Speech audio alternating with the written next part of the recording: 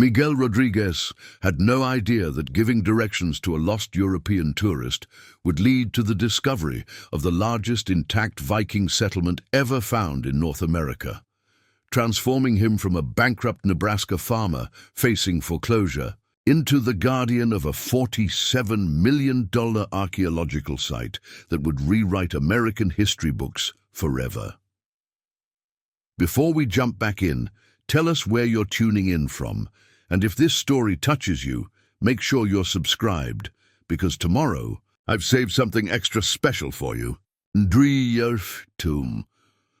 At 51 years old, Miguel Rodriguez was staring at the fourth consecutive year of crop failures that had transformed his family's 280-acre Nebraska farm from a modestly successful agricultural operation into a financial disaster that was about to cost him everything his grandfather had worked to build. As he sat at his kitchen table on a grey March morning in 2024, surrounded by overdue bills and foreclosure notices, Miguel was calculating whether he had enough diesel fuel left to plant one final crop before the bank seized his property in exactly 67 days.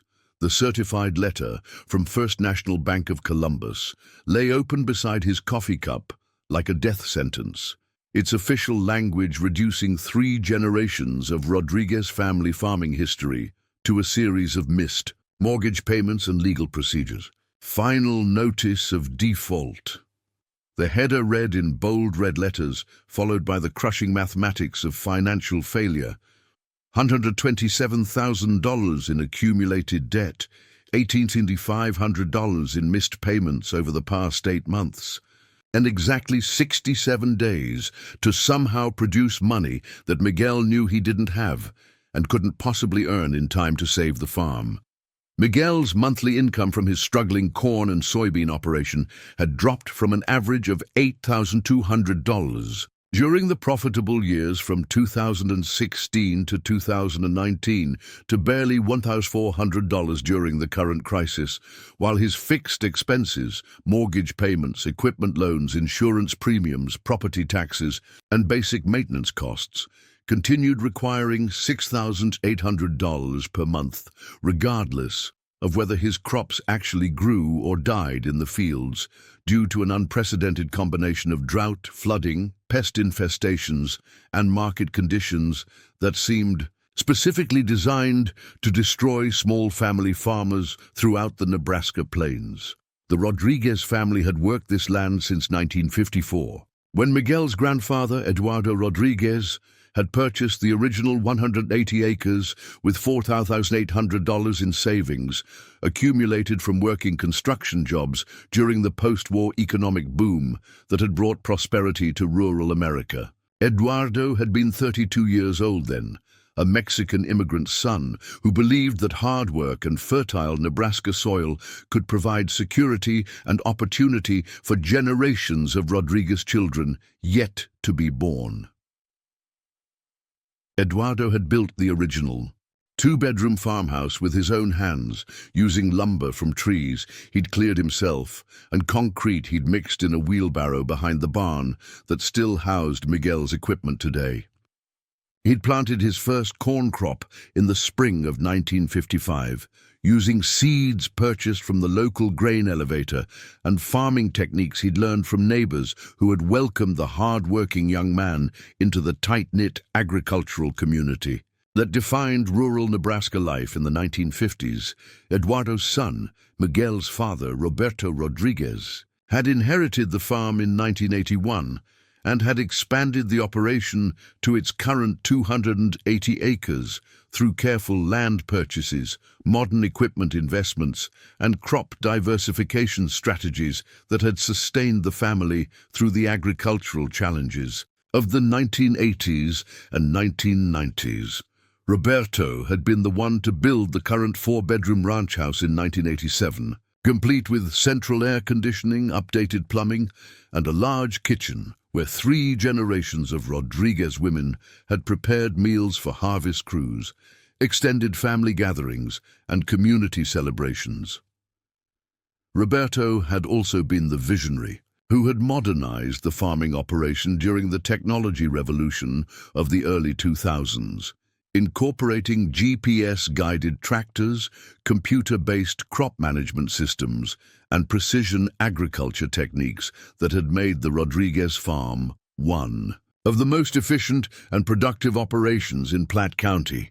He had taught Miguel that successful farming required not just physical labor, but constant adaptation to changing weather patterns, market conditions, and technological innovations that could make the difference between profit and loss in an increasingly competitive agricultural economy. Now Miguel was about to become the Rodriguez who lost it all, the third-generation farmer who would break a 70-year chain of agricultural success and family stability that had defined the Rodriguez identity since Eduardo had first planted seeds in Nebraska soil. The numbers that kept Miguel awake at night were brutal and unforgiving, representing the mathematical reality of small farm failure in an era when corporate agricultural operations were systematically driving family farmers out of business through economies of scale that individual families could never match. 4 consecutive years of failed or severely damaged crops had cost him over $220,000 in lost revenue, money that should have paid for equipment maintenance, seed for the following year, fertilizer, insurance premiums, property taxes, and the 1,000 other expenses that continued accumulating whether crops grew successfully or died in the fields. The 2020 growing season had been destroyed by an unprecedented late spring flood that had kept him from planting until June, resulting in a corn harvest that yielded only 40% of normal production. The 2021 season had been devastated by the worst drought in Nebraska history, with rainfall levels 60% below normal and temperatures exceeding 100 degrees for 37 consecutive days during the critical pollination period. The 2022 crop had been attacked by an infestation of armyworms that had appeared suddenly in mid-July and had consumed 70% of his corn before he could afford the pesticide treatments necessary to stop their advance. The 2023 season had started with promise, normal rainfall, moderate temperatures, and healthy crop emergence that had given Miguel hope that his financial crisis might finally be ending. But a massive hailstorm in early August had flattened his entire corn crop just 3 weeks before harvest, leaving 180 acres of destroyed plants and no crop insurance payout because he'd been forced to reduce his coverage to the minimum level. In order to afford the premium payments, Miguel's personal savings account, which had contained $34,000 when the crisis began in 2020, was now overdrawn by $2,147. His 2 credit cards were maxed out at a combined total of $31,200, representing emergency purchases of seed, fuel, equipment repairs, and basic household necessities that the family couldn't afford with their dramatically reduced income. The bank had already sent 3 official foreclosure notices over the past 6 months, each one more urgent and threatening than the last, culminating in the final notice that now sat on his kitchen table like a countdown timer marking the end of everything his family had built together. His wife Carmen had been forced to abandon her role as a full-time farm wife and mother to take a warehouse position at the Walmart distribution center in Grand Island, driving 53 minutes each way through Nebraska farmland to make $16.50 an hour, operating forklifts, loading trucks, and working whatever overtime shifts were available to help keep their family financially afloat. Carmen, who had spent 22 years managing the household, raising their daughters, and contributing to the farm operation during planting and harvest seasons, was now waking up at 4:30 a.m. to make the drive to town, working 10-hour shifts on concrete floors and returning home after 7 p.m. to manage dinner, homework help, and household responsibilities that hadn't disappeared just because the farm was failing. The transformation in Carmen's daily life represented the broader destruction. that the agricultural crisis had inflicted on the Rodriguez family's way of life. She had gone from managing a household supported by farming income, participating in her daughter's school activities, and contributing to church and community organizations, to working a physically demanding industrial job that barely covered groceries and gasoline, while watching everything they'd built together slowly slip away, despite their desperate efforts to save it. Their daughters, Sophia, 17, and Isabella, 14, had started the school year wearing clothes purchased at thrift stores and consignment shops, carrying lunches packed with generic grocery store ingredients that Carmen bought using manufacturer coupons and store discount programs that she'd never needed to use during the farm's prosperous years. Sophia had been forced to decline her acceptance to the University of Nebraska-Lincoln because the family couldn't afford tuition, room and board, or even the application fees for financial aid programs that might have made college possible. Isabella had quit the high school volleyball team because the family couldn't afford the $420 in equipment costs, uniform fees, and travel expenses required for participation. Both girls had adapted to their new circumstances with the resilience that teenagers often display during family crises. But Miguel could see the stress and uncertainty in their behavior and their conversations with friends whose families weren't facing similar financial devastation. Sophia had started working 20 hours per week at the local Dairy Queen, earning $12 an hour that she contributed entirely to family expenses rather than saving for college or spending on typical teenage activities. Isabella had begun collecting aluminum cans from roadside ditches and recycling centers, understanding somehow that every small contribution might make a difference for her family's survival.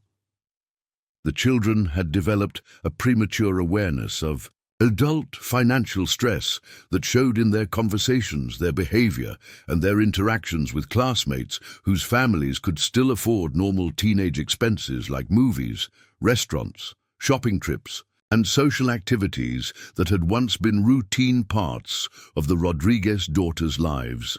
The drought and flooding that had destroyed Miguel's crops had also transformed their 280-acre farm from a place of productivity and abundance into a landscape of failure that looked like something from an agricultural disaster movie.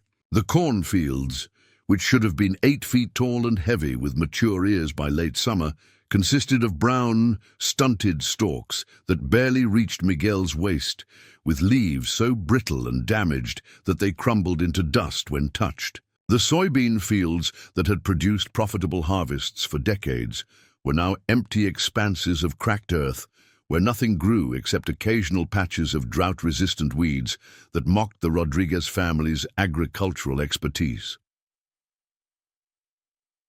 The family's modest livestock operation, 25 head of beef cattle that had provided supplemental income during good years, had been sold off in September when Miguel could no longer afford the $180 per day in feed costs required to keep them alive on pastures that had been reduced to dust and stubble by the extreme weather conditions. The small chicken coop that had housed 50 laying hens, providing both eggs for the family and additional income from sales to neighbors and local restaurants, now sat empty after Miguel had been forced to sell the entire flock to pay for Isabella's emergency appendectomy and the medical bills that their reduced health insurance coverage hadn't covered. Even the farm's infrastructure was showing signs of the financial stress that had consumed the Rodriguez family's resources and maintenance capabilities. The main barn needed $12,000 in roof repairs that Miguel couldn't afford, so every rainfall resulted in water damage to stored equipment, feed supplies, and tools that he couldn't afford to replace. The irrigation system, which had cost $22,000 to install in 2018, was failing piece by piece as pumps burned out and pipes cracked from temperature extremes, but replacement parts were impossible to afford when the family was choosing between groceries and electricity payments.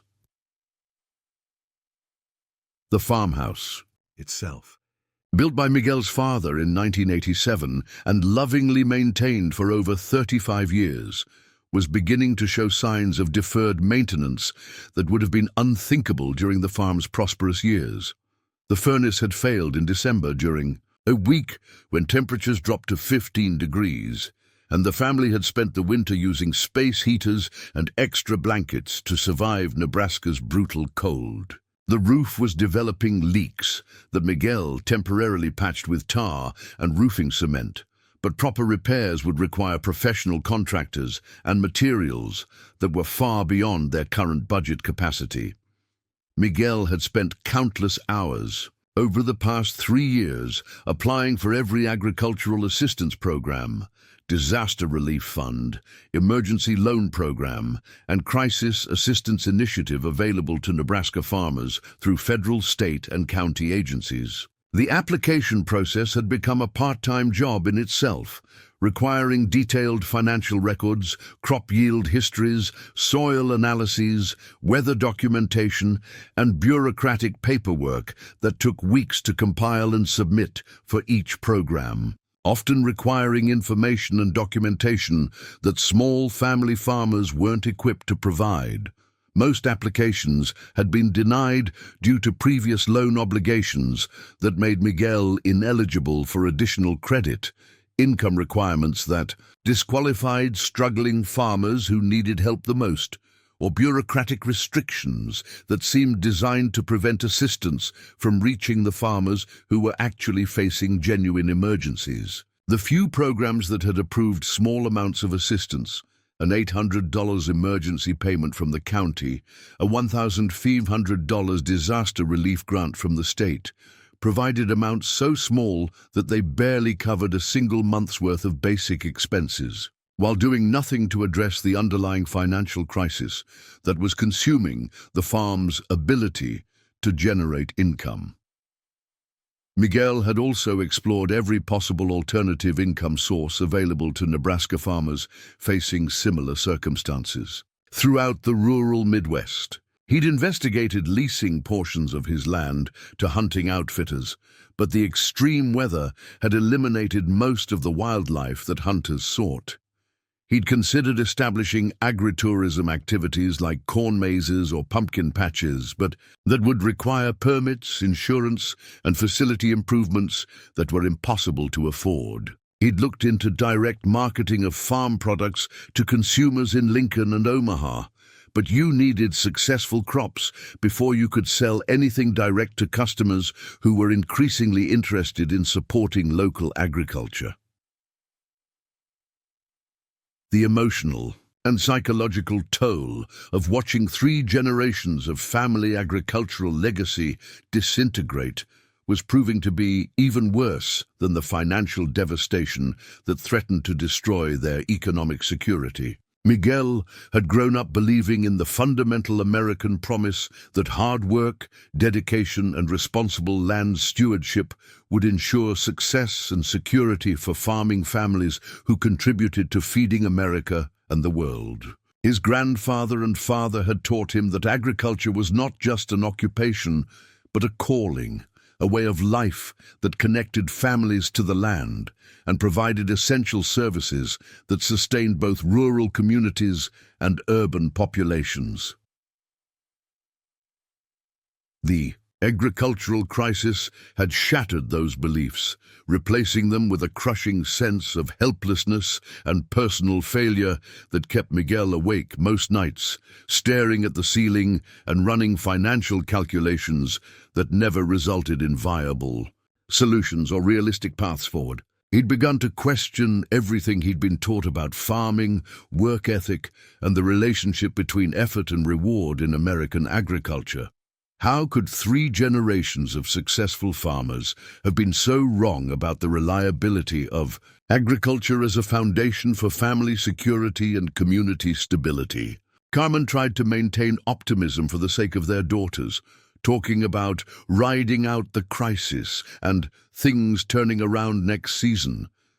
But Miguel could see the exhaustion and fear in her eyes, could hear the forced cheerfulness in Her voice when she discussed their situation with the girls or with neighbors who asked how the family was managing during such difficult circumstances. She was working longer hours at the distribution center, taking on overtime shifts whenever they were available, but her warehouse income of approximately $2,800 per month couldn't possibly cover the expenses of maintaining a 280-acre farm that required constant financial inputs, even when it generated no revenue or produced no marketable crops.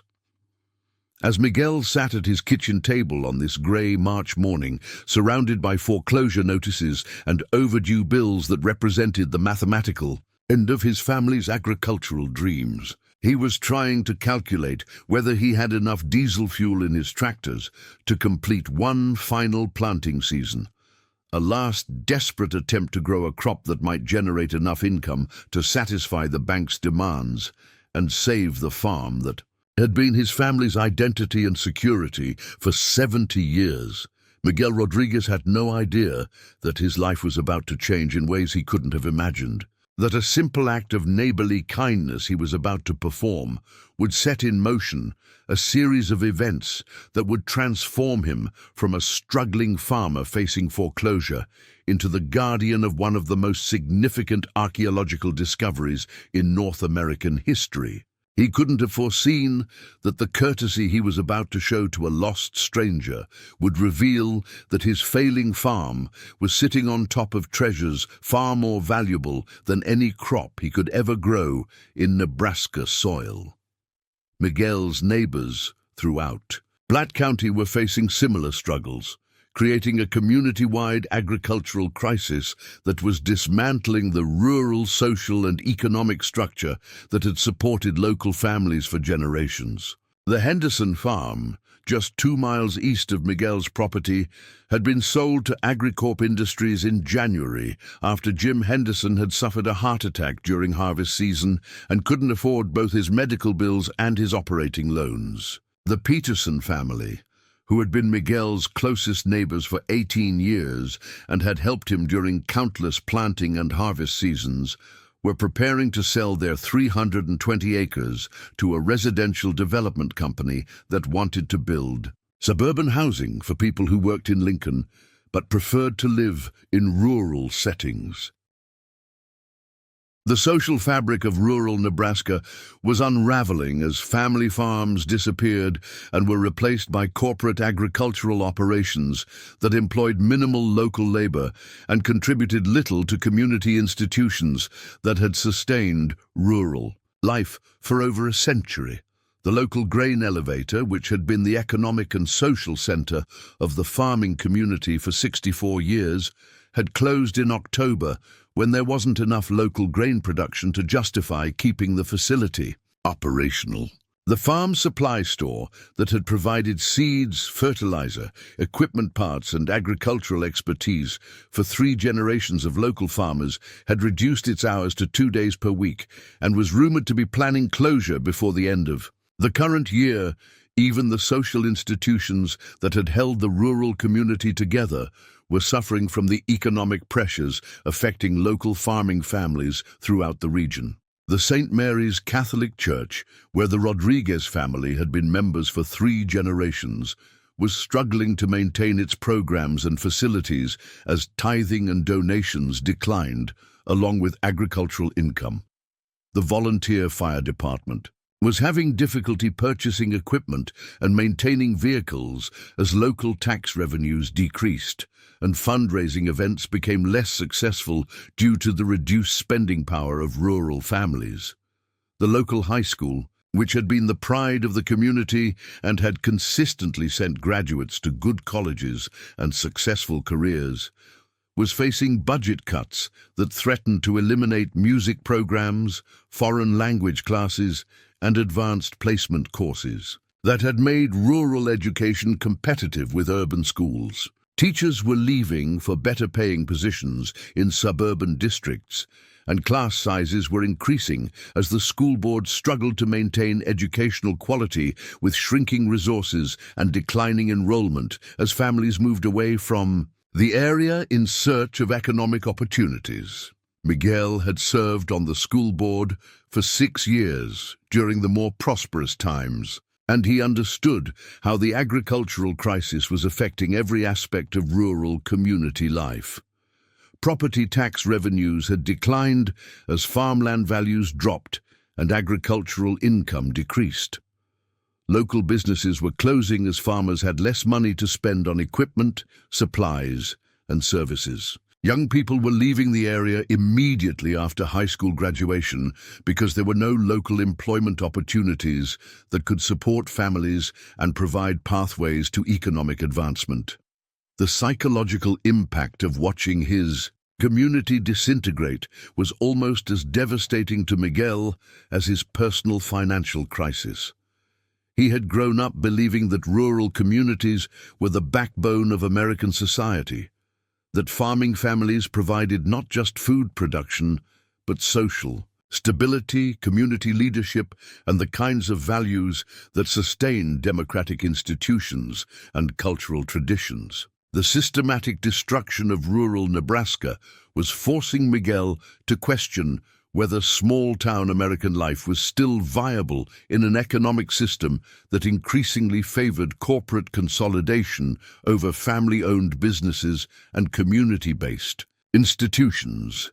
Miguel's personal attempts to save his farm had become increasingly desperate as conventional solutions proved inadequate to address the scale of his financial crisis. In addition to applying for government assistance programs, he had explored private lending options that ranged from legitimate agricultural credit sources to predatory lenders who targeted desperate farmers with high-interest loans that often resulted in even faster foreclosure proceedings. The Nebraska Farm Credit Association had initially seemed like a promising source of emergency financing, but their lending requirements included debt-to-income ratios that Miguel couldn't meet due to his reduced agricultural income. Private agricultural lenders required collateral that Miguel had already pledged to existing creditors, or demanded interest rates that would have made his financial situation worse rather than better.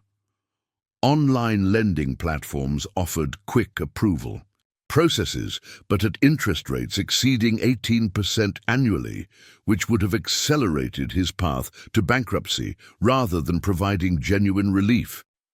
Miguel had also investigated the possibility of declaring bankruptcy as a way to restructure his debts and gain time to rebuild his agricultural operation. He had consulted with 2 different bankruptcy attorneys, both of whom had explained that Chapter 12 agricultural bankruptcy might allow him to keep his farm while reorganizing his debt payments.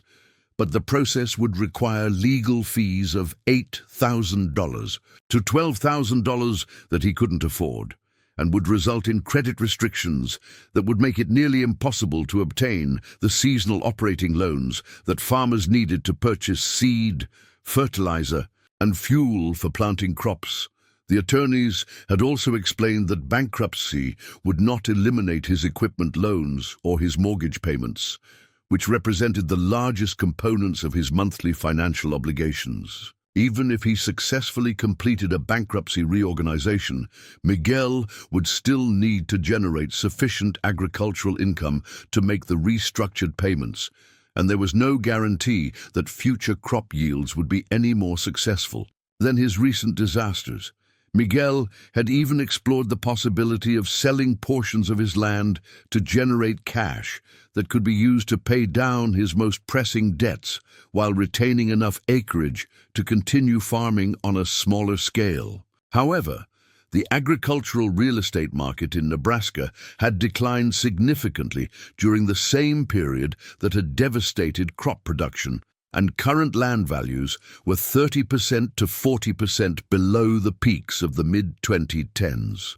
The proceeds from selling 80 to 100 acres wouldn't be sufficient to satisfy his creditors, and he would be left with insufficient land to generate the income needed to make payments on his remaining debts. The complexity and interconnected nature of his financial obligations meant that partial solutions were ineffective in addressing his overall crisis. Reducing one debt by selling assets would create cash flow problems that would make it impossible to meet other obligations. Restructuring one loan would trigger acceleration clauses in other agreements that would make his situation worse rather than better. Miguel felt trapped in a financial maze where every possible move seemed to lead to the same outcome: losing the farm that represented 3 generations of his family's work and identity. Carmen's employment at the Walmart distribution center had initially seemed like a solution that could provide temporary income stability, while Miguel worked to rebuild the agricultural operation. However, the physical demands of warehouse work were taking a serious toll on Carmen's health and energy levels, and her income was insufficient to cover the gap between the farm's expenses and its severely reduced revenue. Carmen's workday began at 4:30 a.m. when she had to leave the house to arrive at the distribution center by 5:30 a.m. for her 6 a.m. shift. The drive from their farm to Grand Island took her through rural areas where cell phone service was spotty, and during winter months, she often drove through dangerous weather conditions that made the commute hazardous. The warehouse work itself involved operating forklifts, loading and unloading trucks, and walking on concrete floors for 10 hours per day, activities that were causing chronic back pain and knee problems that Carmen couldn't afford to treat adequately due to their reduced health insurance coverage. The emotional stress of watching their family farm fail while working in an industrial environment that had nothing to do with the agricultural life she had chosen was affecting Carmen's mental health and her relationships with Miguel and their daughters. She came home exhausted and frustrated, with little energy for the household management and family support roles that she had fulfilled during the farm's prosperous years. The role reversal, where Carmen was earning the family's only reliable income while Miguel struggled unsuccessfully to save their agricultural operation, was creating tension and role confusion that added psychological stress to their already overwhelming financial pressures. Sophia and Isabella were both showing signs of the chronic stress that affected children in families facing long-term financial crisis. Sophia had become withdrawn and anxious, spending most of her time either working at her Dairy Queen job or studying in her room, avoiding social activities that might cost money or require her to explain her family situation to classmates whose families weren't facing similar challenges. Her grades had remained excellent, but her teachers had noticed that she seemed tired and distracted, and her college counselor had expressed concern that Sophia was limiting her college applications to institutions that she perceived as financially realistic rather than pursuing schools that matched her academic capabilities. Isabella had responded to the family crisis by becoming unusually mature and responsible, taking on household chores and childcare responsibilities that allowed Carmen to work longer hours at the distribution center. But she had also developed anxiety symptoms that included difficulty sleeping, loss of appetite, and frequent headaches that seemed to be related to worry about her family's situation rather than any physical health problems. The school counselor had suggested that Isabella might benefit from counseling services, but the family's reduced health insurance coverage didn't include adequate mental health benefits, and private counseling was beyond their financial capabilities. Both girls had stopped talking about normal teenage concerns like dating, social events, summer activities, or future plans, instead focusing their conversations on practical topics like budgeting, job opportunities, and ways they could contribute to the family's economic survival. Miguel could see that his daughters were sacrificing their childhoods to help their family navigate the crisis, and the guilt he felt about the impact of his farming failures on their development was adding emotional burden to his already overwhelming sense of responsibility and failure. The agricultural equipment that represented decades of investment in modern farming technology was becoming a liability rather than an asset, as Miguel struggled to maintain machines that he couldn't afford to operate or repair. His primary tractor, A 2016 John Deere that had cost $180,000 when purchased new required $3,400 in repairs to pass its annual safety inspection. But Miguel couldn't afford the parts and labor needed to fix hydraulic problems that prevented the tractor from operating efficiently. His combine harvester, essential for processing whatever crops he might be able to grow, needed $8,200 in engine work that Miguel had been deferring for 2 years, risking complete mechanical failure during the critical harvest period when equipment downtime could result in total crop loss. The irrigation system that had been essential to his farming success during normal weather years was failing piece by piece as pumps burned out, pipes cracked from freezing, and electrical systems degraded from lack of proper maintenance. Replacing or repairing the irrigation infrastructure would cost $35,000 to $40,000, but without functional irrigation, Miguel's crops would be entirely dependent on natural rainfall, which had been unreliable for 4 consecutive years and showed no signs of returning to normal patterns based on long-term weather forecasts and climate predictions. Even basic farming supplies like seed, fertilizer, and fuel were becoming impossible to afford as suppliers demanded cash payments from customers with poor credit histories. The local seed dealer had refused to extend credit for the 2024 planting season unless Miguel could provide a substantial cash down payment and a co-signer, with better credit than his family could provide. Fertilizer costs had increased by 40% over the past 2 years due to global supply chain disruptions, and fuel prices remained high enough that operating costs for planting and cultivating crops were exceeding the potential revenue from successful harvests.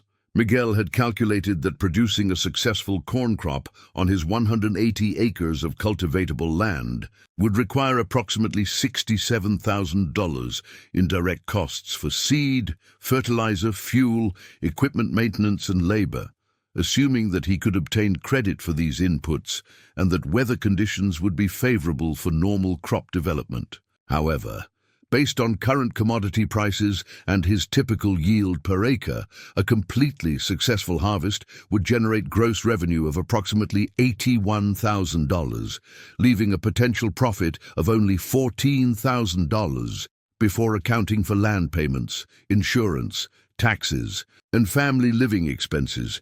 The mathematics of farming had become impossible under his current circumstances, where the costs of producing crops were approaching the potential revenue from selling those crops, leaving insufficient margin to cover the fixed costs of land ownership, equipment maintenance, and family support. Even if Miguel could somehow obtain the credit needed to plant crops, and even if weather conditions were ideal for crop production, and even if commodity prices remained stable throughout the growing season, the potential profit would be insufficient to address his accumulated debts or provide adequate income for his family's basic needs. As Miguel contemplated these impossible calculations while sitting at his kitchen table, surrounded by foreclosure notices and overdue bills, he was forced to acknowledge that conventional farming under current economic and environmental conditions was no longer viable for his family or for most of the small agricultural operations that had once defined rural Nebraska. The agricultural crisis that was destroying his family's livelihood was part of a broader transformation of American agriculture that was eliminating family farms and consolidating food production into corporate operations that could achieve economies of scale impossible for individual farming families. But Miguel Rodriguez had no way of knowing that his desperate situation was about to change in the most unexpected way possible. That a chance encounter with a lost stranger would reveal that his failing farm was sitting on top of discoveries that would transform not only his family's financial situation, but their understanding of American history and their role in preserving cultural treasures that had been hidden beneath Nebraska soil for over 1,000 years. It was 2:47 p.m. on a surprisingly warm Tuesday afternoon in late April, when Miguel first spotted the figure walking slowly along County Road 15, about a quarter-mile from his farmhouse driveway. The temperature had reached an unusual 78 degrees for early spring in Nebraska, and Miguel had been outside attempting to repair a section of fence that had been damaged during the previous winter's ice storms, work that he was doing himself, because he couldn't afford to hire the fence contractors who had maintained his property boundaries during the farm's more prosperous years. Miguel was taking a water break, leaning against his pickup truck and surveying the seemingly endless list of maintenance tasks that needed attention throughout his 280-acre property, when he noticed the person walking along the gravel road that separated his farm from the Hendersons' former property. From a distance, the figure appeared to be moving slowly and deliberately, carrying what looked like a large backpack, and stopping frequently to examine something on the ground, or to consult what might have been a map or mobile device. As Miguel watched, he realized that the person was clearly not a local resident. The individual was wearing hiking boots, khaki pants, and a lightweight jacket that suggested someone prepared for outdoor exploration, rather than the work clothes, jeans, and baseball caps that characterized the appearance of most people in rural Platte County. More significantly, the person's behavior, stopping every few yards to examine the ground, taking photographs of seemingly mundane rural landscape features, and consulting papers or instruments, indicated someone who was conducting some kind of systematic survey or research rather than simply traveling through the area. Miguel's first instinct was to ignore the stranger and continue working on his fence repairs, but something about the person's methodical examination of the rural landscape aroused his curiosity. During his 51 years of living in the same location, Miguel had rarely seen anyone showing such intense interest in the agricultural areas around his farm. Occasionally, hunters would ask permission to access his property during deer season, and sometimes utility company representatives would need to inspect power lines or gas pipelines that crossed his land. But this person's behavior didn't match any of those familiar categories. As Miguel continued watching, he noticed that the stranger was approaching the intersection where County Road 15 met the gravel access road that led to Miguel's farmhouse. The person had stopped at the intersection and was clearly examining multiple pieces of paper, turning them in different directions and looking up frequently to compare the documents with the surrounding landscape.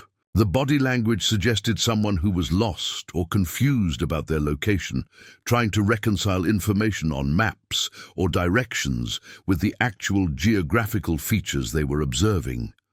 Miguel's ingrained rural Nebraska courtesy and his natural inclination to help people in difficulty overcame his initial impulse to avoid interaction with strangers. He had been raised by his father and grandfather to believe that offering assistance to travelers was not just good manners, but a fundamental responsibility of people who lived in rural areas where help might not be readily available from other sources. The values that had been instilled in him during childhood included the understanding that rural communities survived and thrived because neighbors helped neighbors and because residents extended hospitality and assistance to visitors who needed guidance or support. Miguel walked from his fence repair project toward the road intersection, covering the approximately 200 yards at a pace that would allow the stranger to notice his approach without feeling surprised or threatened by a sudden appearance. As he got closer, Miguel could see that the person was indeed examining maps and appeared to be genuinely confused about their location and direction of travel. "Afternoon," Miguel called out when he was within normal conversation distance, using the standard rural greeting that acknowledged someone's presence without seeming intrusive or demanding immediate detailed interaction. "Looks like you might be trying to figure out where you are. Can I help you with directions or information about the area?" The stranger looked up from the maps with an expression of relief and gratitude that suggested they had indeed been struggling with navigation. challenges. Miguel could now see that the person was a man, probably in his late 40s or early 50s, with greying brown hair, wire-rimmed glasses, and the kind of weathered complexion that suggested someone who spent considerable time outdoors but not necessarily doing the kind of agricultural work that characterized most outdoor activity in rural Nebraska. "Oh, thank goodness," the man said, speaking with a slight accent that Miguel couldn't immediately identify, but that suggested the speaker was not originally from the American Midwest. "I am completely lost, I'm afraid. I've been driving around these rural roads for over 2 hours, and nothing looks like what I expected to find based on my research and these maps." The stranger extended his hand in a formal greeting gesture. "I'm Klaus Hartmann," he said. "I'm a visiting researcher from the University of Vienna, and I'm trying to locate some specific geographical features in this area for a historical research project I'm conducting. But I have to admit that your American rural road system is quite different from what I'm accustomed to in Austria, and I seem to have gotten myself thoroughly confused about my location." Miguel shook Klaus's hand, immediately noticing that the man's grip was firm, but his hands were soft in the way that suggested someone who worked with books and papers rather than tools and machinery. "Miguel Rodriguez," he replied.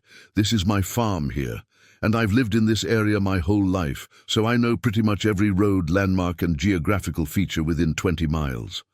What exactly are you looking for? Maybe I can point you in the right direction." Klaus pulled out a folder containing what appeared to be photocopied maps, satellite images, and research documents, spreading them on the hood of Miguel's pickup truck so both men could examine them together. "I'm trying to locate areas where 19th century land surveys reported unusual surface stone formations," Klaus explained. "According to historical records I've been researching, there should be locations in this general area where early settlers and government surveyors noted the presence of arranged stones, carved rocks, or other features that didn't seem to fit with typical Nebraska geological formations." Miguel looked at the documents that Klaus was showing him, trying to understand the connection between the technical maps, survey notations, and geographical coordinates with the familiar landscape that he had known since childhood.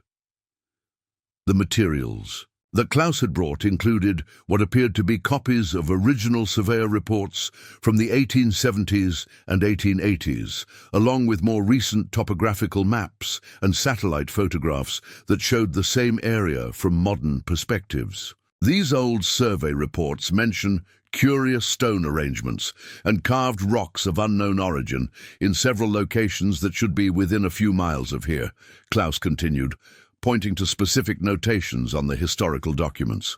"I'm particularly interested in one report from 1884 that describes large stones arranged in circular patterns that were found in what was then described as Section 12, Township 17 North, Range 3 West of the Government Land Survey System." Miguel studied the documents more carefully, trying to translate the formal surveyor descriptions and coordinate systems into the familiar landmarks and geographical features that he used for navigation in his daily life. After several minutes of comparing the historical descriptions with his knowledge of local topography, Miguel began to recognize the areas that Klaus was trying to locate. "I think I know exactly what you're looking for," Miguel said, feeling a growing sense of excitement about being able to help solve Klaus's research puzzle. "If I'm reading these old survey notes correctly, they're describing areas on my property and on some of the neighboring farms. We've always called them the stone patches or the rock piles, and farmers around here have been dealing with them for as long as anyone can remember." Miguel pointed toward different areas of his own property and the surrounding farmland. "See over there in what we call the North 40, that's the 40-acre section in the northern part of my farm. There's an area where we've always had problems with stones coming up through the soil. Every spring, when we're preparing the fields for planting, we have to go through and pick up rocks that seem to work their way to the surface during the winter freeze and thaw cycles. Klaus's eyes lit up with the kind of intense interest that Miguel associated with his daughters when they discovered something particularly fascinating in their schoolwork. "These stones that work their way to the surface," Klaus said, "can you describe them in more detail? Are they typical field stones, or do they have unusual characteristics? Are they arranged in any particular patterns, or do they appear to be randomly distributed?" Miguel thought about the question, realizing that he had never paid much attention to the specific characteristics of the stones that had been a routine part of farm maintenance for his entire life. "Well, now that you mention it, they're not like the typical field stones we find in other parts of the property," he replied. "Most of the rocks we pick up are just random chunks of limestone or sandstone that don't cause any particular problems for farming equipment. But the stones in the North 40 are different. They're usually darker colored, often more angular or rectangular shaped, and they seem to be concentrated in specific areas rather than scattered randomly across the field." Klaus was taking notes rapidly as Miguel described the stone formations, occasionally asking follow-up questions about their size, arrangement, and the frequency with which they appeared at the surface. "Mr. Rodriguez," Klaus said, "would it be possible for me to visit these areas on your property to examine these stone formations more closely? Based on what you're describing, they might be exactly what I've been searching for, and they could be extremely significant for my research project." Miguel was happy to help Klaus with his research, partly because he was genuinely curious about what an Austrian university professor might find interesting about the rock piles that had been routine obstacles to farming for 3 generations of his family. "Sure, I'd be glad to show you around," Miguel replied. "I was just doing some fence repair work anyway, so I've got time to take you out to the North 40 and show you these stone areas. You're welcome to examine them as closely as you want." As they climbed into Miguel's pickup truck to drive across the farm to the areas Klaus wanted to examine, Miguel found himself engaging in the kind of conversation he hadn't experienced in months. Klaus was asking thoughtful questions about the history of the farm, the agricultural practices that Miguel's family had used over the decades, and the changes in land use and crop production that had occurred during Miguel's lifetime. For the first time since his financial crisis had begun, Miguel was talking to someone who seemed genuinely interested in his knowledge and experience, rather than viewing him as a failed farmer who had lost control of his family's financial situation. "Your family has been farming this land since the 1950s?" Klaus asked as they drove across the property toward the northern section where the unusual stone formations were located.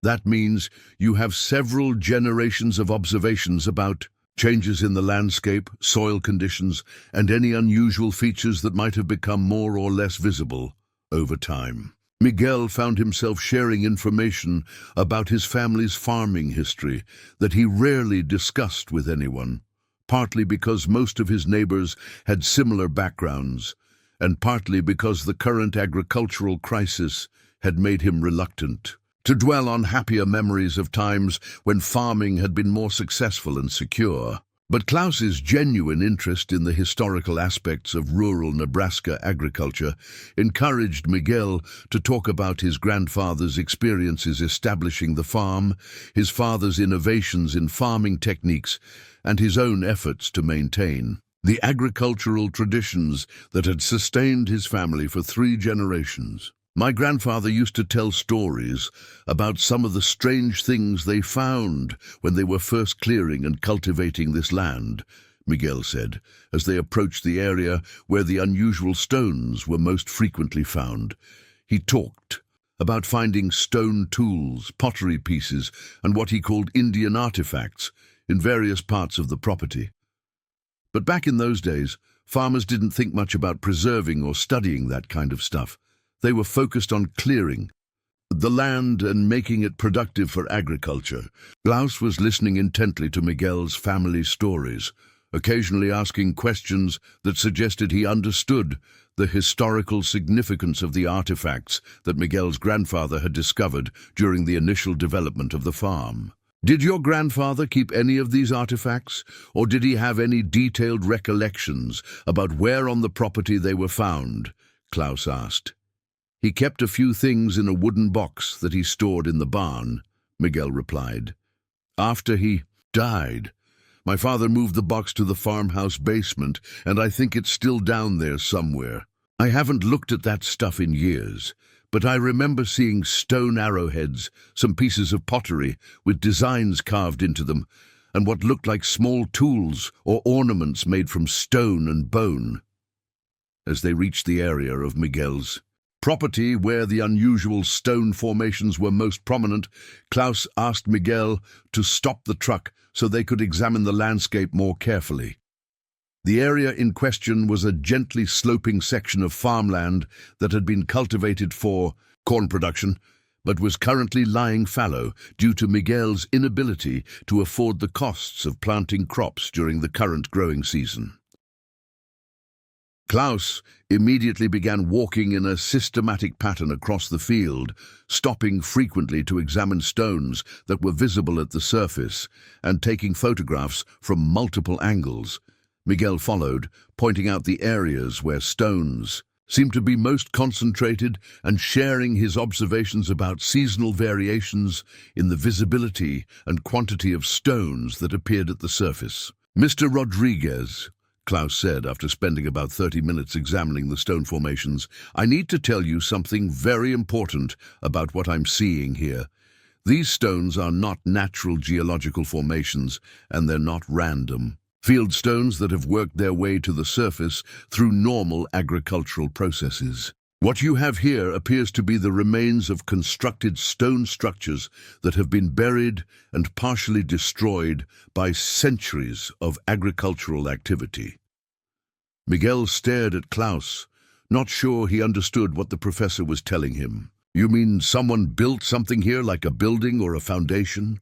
Klaus was examining individual stones more closely, using a magnifying glass and small tools from his backpack to clean soil and vegetation from carved surfaces that Miguel had never noticed during his routine fieldstone removal activities. Mr. Rodriguez, these stones show clear evidence of human modification, carving, shaping, and deliberate arrangement in patterns that suggest they were originally part of organized structures rather than natural rock formations. Klaus held up a stone that he had cleaned, pointing to markings that were now visible on its surface. Look at these carved lines and symbols.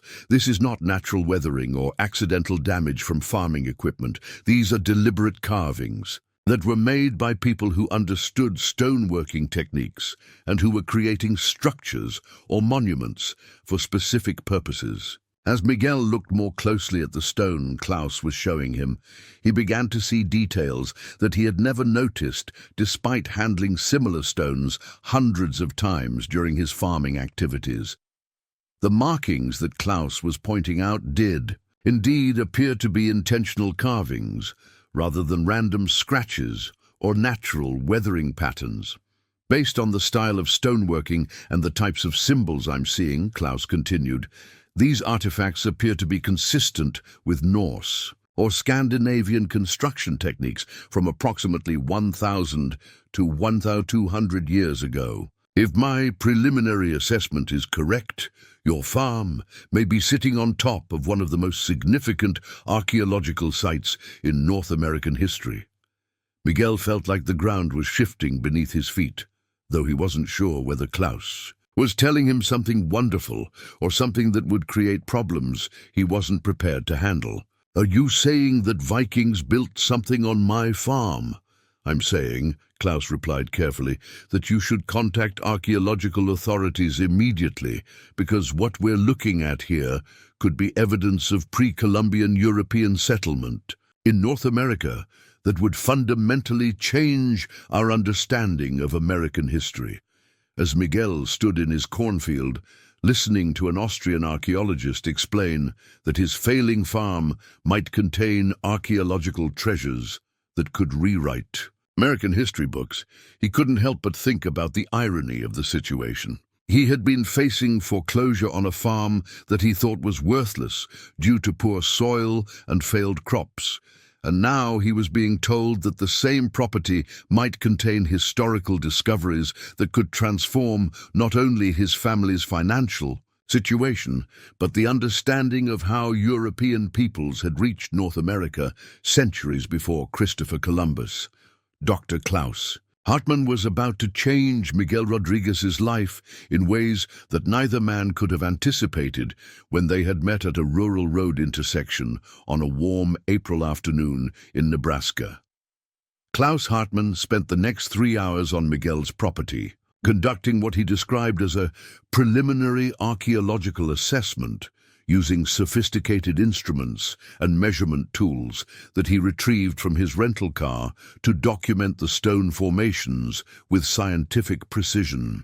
Miguel watched in fascination as the Austrian professor employed techniques and equipment that transformed routine farm maintenance obstacles into what appeared to be significant historical discoveries requiring careful documentation and analysis. Klaus used a GPS device to record the exact coordinates of each stone formation, created detailed sketches and measurements of individual carved stones, and took hundreds of photographs from multiple angles to capture the markings and arrangements that Miguel had never noticed despite decades of handling similar stones during his farming activities. The professor also collected soil samples from areas surrounding the stone formations, explaining that laboratory analysis of the soil composition and stratification could provide crucial information about the age and cultural context of the archaeological deposits. Mr. Rodriguez, Klaus said, as he carefully wrapped several carved stone fragments in protective materials and labeled them with detailed documentation, I need you to understand that what we've discovered here today is potentially revolutionary for American archaeology and history. These stone formations and artifacts appear to represent physical evidence of sustained European settlement in North America that predates Columbus by several centuries. Klaus explained that mainstream American archaeology had long debated the possibility of pre-Columbian European contact with North America, but physical evidence had been limited to a few controversial sites in the northeastern United States and copyright claims. The stone formations on Miguel's farm, if they proved to be authentic Norse or Scandinavian construction, would represent the first conclusive evidence of sustained European settlement in the American interior during the medieval period. The implications extend far beyond academic archaeology, Klaus continued. Physical evidence of pre-Columbian European settlement would require fundamental revisions to American history textbooks, museum exhibits, and educational curricula throughout the United States. It would also have significant implications for understanding the cultural interactions between European settlers and indigenous American populations, centuries before the traditionally recognized period of European colonization. Miguel listened to Klaus's explanations with growing amazement and confusion, trying to process the fact that stones he had been casually removing from his cornfields might be artifacts of international historical significance. The idea that his failing Nebraska farm could contain archaeological treasures seemed almost as improbable as winning the lottery, but Klaus's obvious expertise and scientific credentials made his assessments difficult to dismiss as fantasy or wishful thinking. What happens next? Miguel asked. If these stones are really as important as you think they are, what does that mean for my farm and my family? Klaus gathered his research materials and equipment while considering how to explain the complex legal, academic, and practical implications of archaeological discoveries on private property. The first step is to conduct more extensive scientific verification of my preliminary findings, he replied. I'll need to return to the University of Vienna to have these stone samples analyzed by colleagues who specialize in Norse archaeology and medieval European stoneworking techniques. If their analysis confirms my initial assessment, we'll need to contact American archaeological authorities and begin the process of formal site designation and protection. Klaus explained that authentic archaeological sites of significant historical importance were typically protected under federal and state laws that regulated excavation, research access, and land use to preserve cultural resources for scientific study and public education. While these protections ensured that archaeological treasures weren't destroyed by development or neglect, they also created legal obligations and restrictions for property owners that could significantly affect how land could be used for agriculture, construction, or other economic activities. However, Klaus continued, property owners who cooperate with archaeological research and site protection typically receive substantial compensation for access rights, and in some cases they become partners in research projects that can provide significant financial benefits while preserving important cultural resources. The key is to work with legitimate academic institutions and government agencies to ensure that everyone's interests are protected, your property rights, your families, financial needs, and the scientific value of the archaeological discoveries. Miguel realized that Klaus was offering him a pathway that could potentially solve his financial crisis while contributing to important historical research.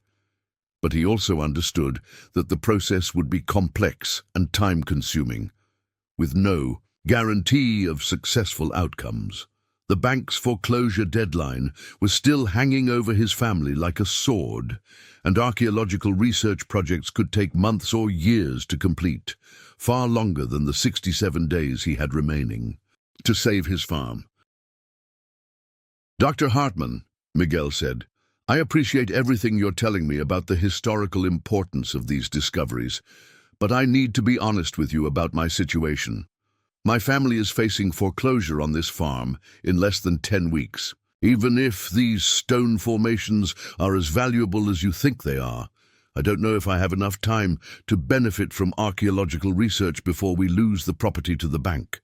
Klaus listened to Miguel's explanation of his financial crisis with the sympathetic attention of someone who understood that individual families often faced practical problems that made it difficult to participate in academic research projects, regardless of their potential scientific or historical significance. Mr. Rodriguez, I understand your concerns, and I want to help you find solutions that address both your immediate financial needs and the long-term preservation of this archaeological site. Klaus explained that archaeological discoveries of major historical significance often attracted rapid attention from academic institutions, government agencies, and private foundations that had resources available for emergency site protection and property owner compensation. While the formal research and documentation process could take years to complete, initial assessment and site designation could often be accomplished within weeks or months, especially when the discoveries had obvious international importance. I have contacts at several American universities and archaeological organizations that specialize in rapid response to significant discoveries, Klaus said. If my preliminary assessment is confirmed by laboratory analysis, I believe we could have archaeological teams and funding representatives here within a matter of weeks rather than months. The key is to document and verify the discoveries quickly enough to attract the attention and resources needed to address your immediate financial situation. Klaus provided Miguel with his business cards and contact information for several American archaeological organizations, explaining that he would begin making preliminary contacts with colleagues in the United States, while arranging for laboratory analysis of the stone samples he had collected. He also recommended that Miguel contact an attorney who specialized in archaeological law and property rights to ensure that his family's interests were protected throughout the research and site designation process. Mr. Rodriguez, I want you to understand that this discovery could change your life in ways that go far beyond solving your current financial problems, Klaus said as he prepared to leave Miguel's farm. If these archaeological deposits are authentic, your property could become one of the most important historical sites in North America, attracting researchers, students, and visitors from around the world. You could become the guardian and steward of cultural treasures that help rewrite American history. As Klaus drove away from the farm, Miguel stood in his cornfield surrounded by stone formations that might represent the remains of medieval European settlement, trying to process the possibility that his family's financial crisis could be transformed into an opportunity to contribute to international historical research while achieving the financial security that had seemed impossible just a few hours earlier. Miguel spent the remainder of the afternoon walking through different areas of his property, examining stone formations and surface artifacts with the new awareness that Klaus's visit had provided. Features that he had always dismissed as routine agricultural obstacles now seemed to require more careful attention and analysis. He found himself wondering how many other significant artifacts might be buried beneath the soil that his family had been cultivating for 70 years. When Carmen returned from her shift at the Walmart distribution center that evening, Miguel was waiting in the kitchen with Klaus's business cards and research materials spread across the table like evidence in a detective investigation. Carmen's initial reaction was skeptical and concerned, reflecting her practical experience with their family's financial crisis and her wariness of anything that seemed too good to be true. "Miguel, honey," Carmen said as she set down her work, bag and examined the archaeological documents. "I know we're desperate for solutions to our problems, but you can't let yourself get carried away by some stranger's theories about our farm being historically important. People don't just stumble onto farms and discover archaeological treasures that solve all your financial problems. That's the kind of thing that happens in movies, not to real families like us." Carmen's response reflected the same practical skepticism that Miguel had been battling in his own mind since Klaus's departure. The rational part of his brain insisted that he was allowing himself to get carried away by fantasy, that a routine Nebraska farm couldn't possibly contain archaeological discoveries of international significance. The smart thing to do would probably be to file away Klaus's materials, forget about the whole incident, and focus on realistic options for dealing with their foreclosure crisis. But Miguel couldn't stop thinking about the carved stones that Klaus had shown him, the sophisticated research materials that the professor had brought to their meeting, and the detailed explanations Klaus had provided about Norse archaeology and medieval European settlement patterns. Klaus hadn't behaved like someone promoting a fantasy or trying to take advantage of desperate farmers. He had acted like a professional academic who had made a significant discovery and was trying to help Miguel understand its implications. "Carmen, I want to show you something," Miguel said, leading his wife outside to the areas where Klaus had been working that afternoon. Using a flashlight to illuminate the stone formations in the gathering darkness, Miguel pointed out the carved markings and deliberate arrangements that Klaus had identified as evidence of human construction rather than natural geological processes. As Carmen examined the stones more closely, Miguel could see her skepticism beginning to give way to curiosity and cautious interest. The markings that Klaus had cleaned and documented were indeed visible to non-expert observation, and the patterns and arrangements did seem too regular and purposeful to be explained by natural causes or accidental damage from farming equipment. "These carvings do look intentional," Carmen admitted. "But how do we know that this professor is really qualified to identify archaeological discoveries? How do we know he's not mistaken about what these stones represent, or that he's not trying to involve us in some kind of scheme that could create more problems for our family? Miguel had been wondering about the same question since Klaus's departure, and he realized that verifying Klaus's credentials and the legitimacy of his research would be essential before making any major decisions about pursuing archaeological research on their property. "I think we need to do some research of our own," Miguel replied. "We need to find out more about Dr. Hartman, check his academic credentials, and maybe contact some American archaeologists to get independent opinions about what he found here today." Sophia and Isabella had joined their parents in the kitchen during the discussion, and both teenagers were fascinated by the possibility that their family's farm might contain archaeological treasures that could solve their financial problems while contributing to important historical research. Sophia, who had been forced to abandon her college plans due to the family's financial crisis, was particularly excited about the educational and career opportunities that might become available if their property proved to be archaeologically significant. "Dad, if these discoveries are real, could this mean that I might be able to go to college after all?" Sophia asked. "Could there be scholarship opportunities or research positions available for students whose families are involved in important archaeological projects?" Miguel looked at his 17-year-old daughter's hopeful expression and felt a mixture of excitement and caution about raising expectations that might not be fulfilled. "It's possible, sweetheart, but we need to be careful not to count on anything until we know more about whether Dr. Hartman's assessment is accurate and what kinds of opportunities might actually be available." Isabella, whose anxiety about the family's financial situation had been affecting her sleep and appetite for months, asked the question that cut to the heart of their immediate crisis. If the farm really does have important archaeological stuff on it, would that mean we don't have to move away? Would we be able to keep our house and stay in our school?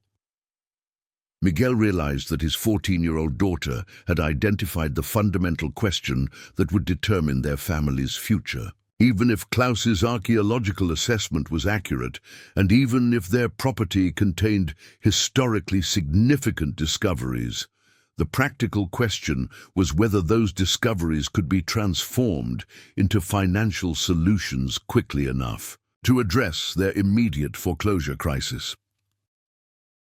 The next morning, Miguel began conducting his own research into Klaus Hartman's credentials and the legitimacy of his archaeological claims. Using the computer at the local library, Miguel searched for information about the University of Vienna's archaeology department, Klaus's academic publications, and his reputation among international archaeological researchers.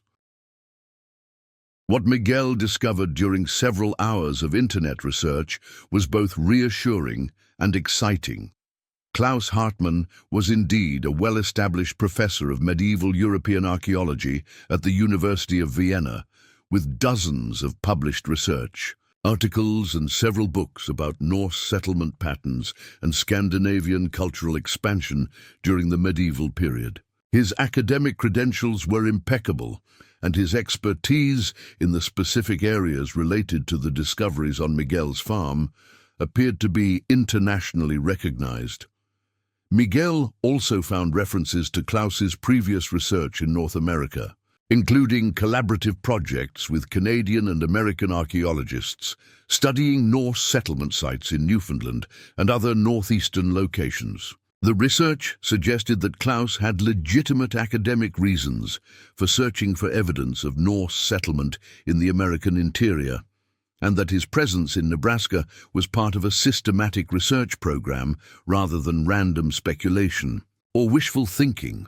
More importantly, Miguel discovered that archaeological discoveries of the type that Klaus had described often attracted substantial financial support from academic institutions, government agencies, and private foundations that funded historical research and site preservation. Property owners who cooperated with legitimate archaeological research frequently received compensation that could range from thousands to millions of dollars, depending on the significance of the discoveries and the complexity of the research projects.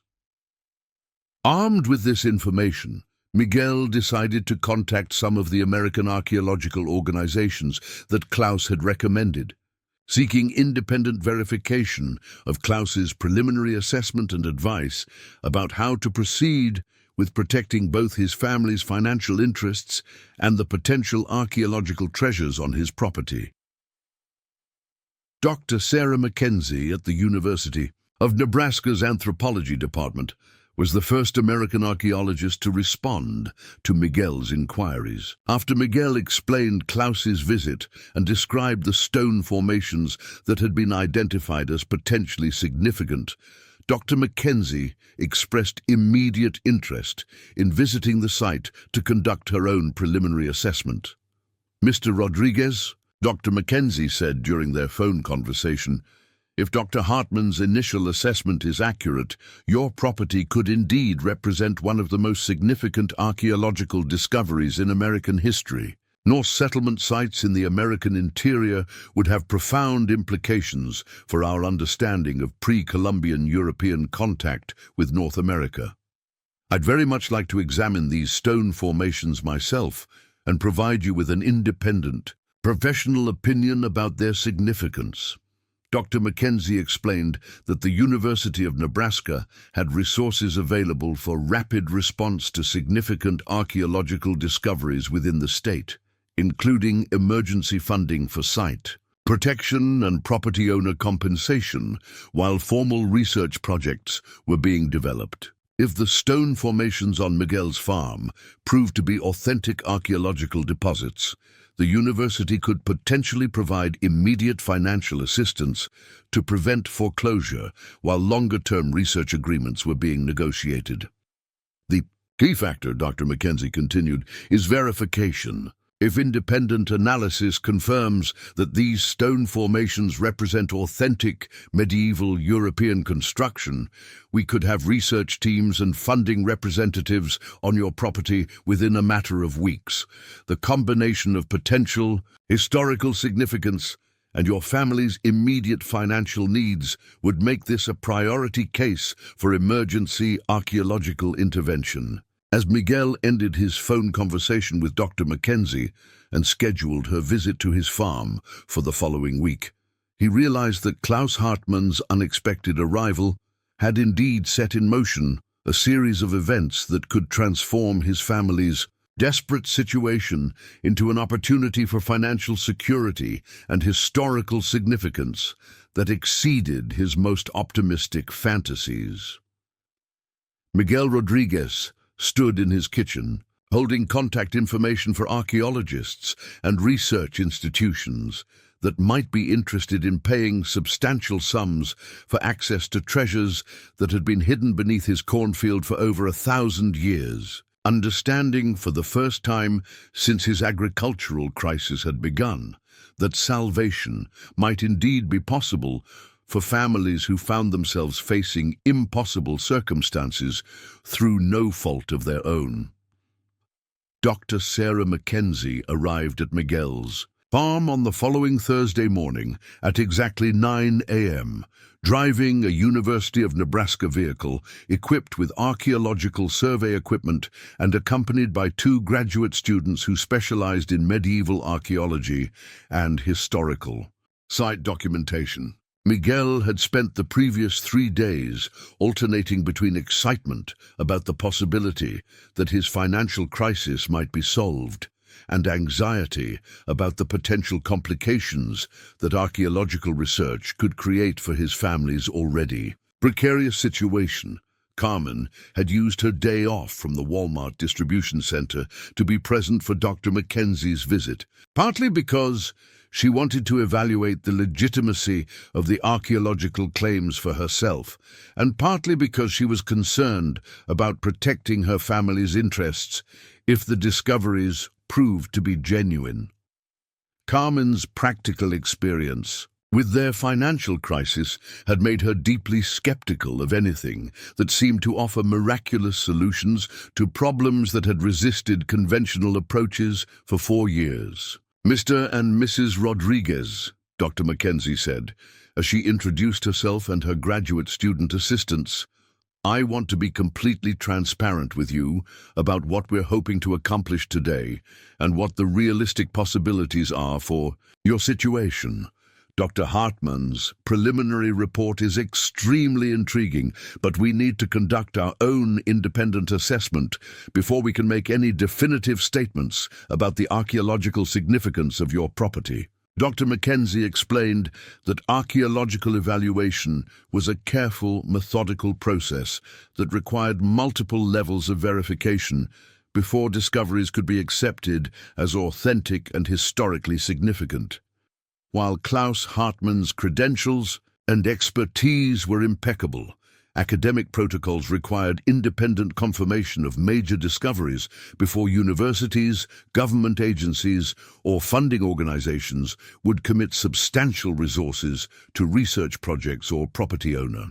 Compensation. The good news, Dr. Mackenzie continued, is that if Dr. Hartman's assessment proves to be accurate, the University of Nebraska has both the resources and the institutional commitment to move very quickly on projects that have clear historical importance and immediate practical urgency. We understand that your family is facing time constraints that make it essential to accelerate the normal archaeological research timeline. Miguel and Carmen watched as Dr. Mackenzie and her team conducted their own systematic examination of the stone formations that Klaus had identified as potentially significant archaeological deposits. The university team used different equipment and techniques than Klaus had employed, including ground-penetrating radar that could detect buried structures without disturbing the soil surface, and portable X-ray fluorescence analysis that could determine the chemical composition and origin of stone materials. The graduate students, Jennifer Walsh and David Kim, worked methodically across the areas of Miguel's property where stone formations were most prominent, taking detailed measurements and creating digital maps that showed the precise location and orientation of individual stones and stone clusters. Their work was clearly professional and thorough, but Miguel found himself growing increasingly anxious as the morning progressed without any obvious expressions of excitement or discovery from the research team. "Are you finding anything that supports Dr. Hartman's assessment?" Miguel finally asked, after watching the team work in apparent silence for over 2 hours. Dr. Mackenzie looked up from the ground-penetrating radar display with an expression that Miguel couldn't immediately interpret. "Mr. Rodriguez, we're finding evidence that is both more extensive and more complex than Dr. Hartman's preliminary report suggested. The subsurface imaging is showing structural patterns that extend across a much larger area of your property than the surface stone formations would indicate." Jennifer Walsh, who had been documenting individual carved stones with detailed photography and measurement techniques, called Dr. Mackenzie over to examine a stone formation that had been partially exposed by recent soil erosion. "Dr. Mackenzie, you need to see this," Jennifer said. "The carving patterns on this stone are definitely consistent with Norse runic inscriptions, and the stone-working technique appears to match construction methods that we've documented at authenticated medieval Scandinavian sites." Dr. Mackenzie examined the stone that Jennifer had been documenting, using a portable microscope and digital imaging equipment to analyze the carved markings in detail. After several minutes of careful examination, she looked up at Miguel with an expression of barely controlled excitement. "Mr. Rodriguez, I need to tell you that what we're seeing here is extraordinary," Dr. Mackenzie said. "The stone-working techniques, the runic inscriptions, the structural patterns revealed by ground-penetrating radar, and the archaeological context all suggest that your property contains the remains of what appears to be a substantial Norse settlement dating to approximately 1100 to 1200 CE. Miguel felt his heart rate increase as Dr. Mackenzie confirmed Klaus Hartmann's preliminary assessment with independent scientific verification. Does that mean that Dr. Hartmann was correct about the historical significance of these discoveries? Dr. Hartmann was not only correct, Dr. Mackenzie replied, but his preliminary assessment appears to have been conservative compared to what we're finding with more extensive survey techniques. If our analysis is accurate, your property doesn't just contain evidence of Norse presence in medieval North America. It contains what may be the largest and most complete Norse settlement site ever discovered in the continental United States. David Kim, who had been analyzing soil samples and conducting radiocarbon dating tests on organic materials found in association with the stone structures, approached the group with test results that provided additional confirmation of the site's age and cultural origin. The preliminary radiocarbon dates are clustering around 1150 CE plus or minus 50 years, David reported. The soil chemistry and artifact associations are completely consistent with Norse settlement patterns that we've documented at authenticated sites in Greenland and eastern Canada. Dr. Mackenzie gathered her research materials and called Miguel and Carmen aside for a private conversation about the implications of their discoveries and the options available to the Rodriguez family for proceeding with archaeological research while addressing their immediate financial crisis. Mr. and Mrs. Rodriguez, Dr. Mackenzie said, you need to understand that what we've discovered here today will attract immediate and intense interest from archaeological institutions, government agencies, and media organizations throughout the United States and internationally.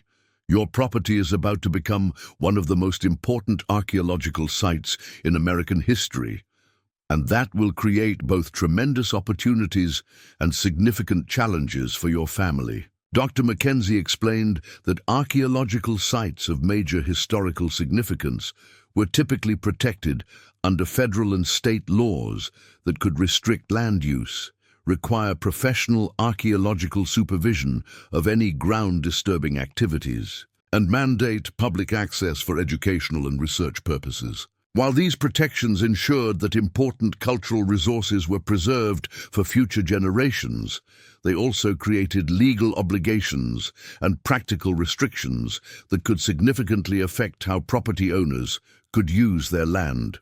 However, Dr. Mackenzie continued, property owners who cooperate with archaeological research on sites of this importance typically receive substantial compensation through several different mechanisms. Universities and government agencies pay significant fees for exclusive research access.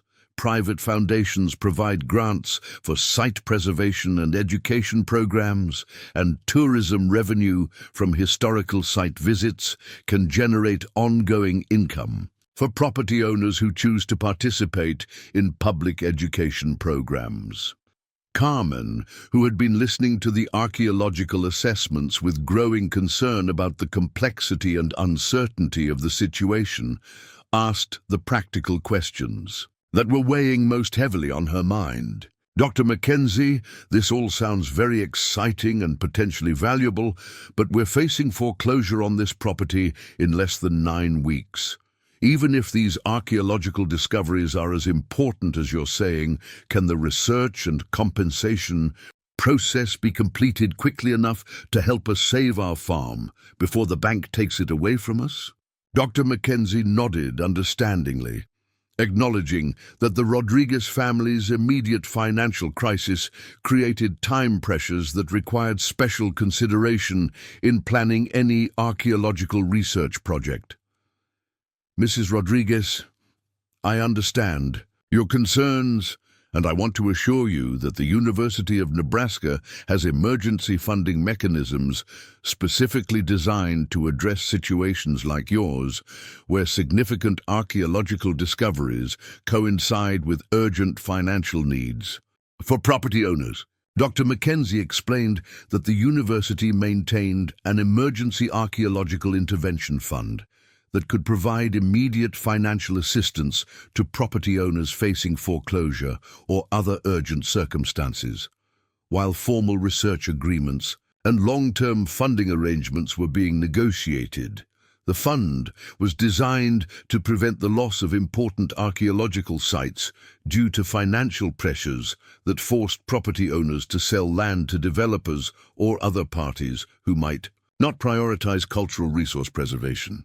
Based on what we've discovered here today, Dr. Mackenzie said, I believe the university could provide immediate emergency funding of approximately $200,000 to $300,000 within 2 to 3 weeks, which should be sufficient to address your foreclosure crisis while we develop longer-term research partnerships that could provide substantial ongoing compensation for your family. Miguel felt a surge of relief and excitement as Dr. Mackenzie outlined financial assistance that could solve his immediate crisis while opening up opportunities for long-term financial security through archaeological research partnerships.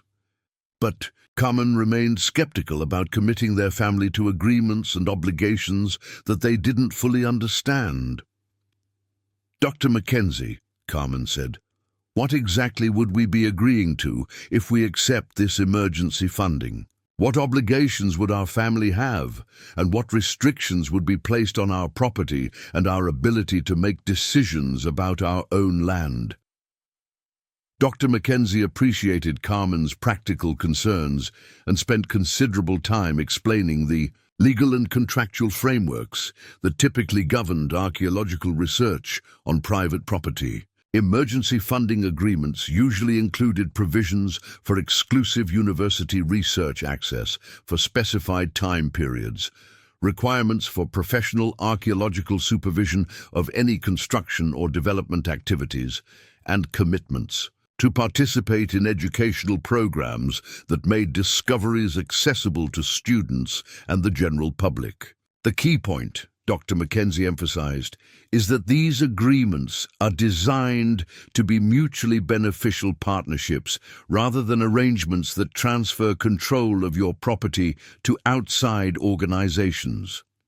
You would retain ownership of your land and receive substantial compensation for providing research access, while the university would gain access to one of the most important archaeological sites in American history for scientific study and educational programs. Miguel was increasingly convinced that accepting the university's emergency funding and entering into archaeological research partnerships represented the best available solution to his family's financial crisis while contributing to important historical research.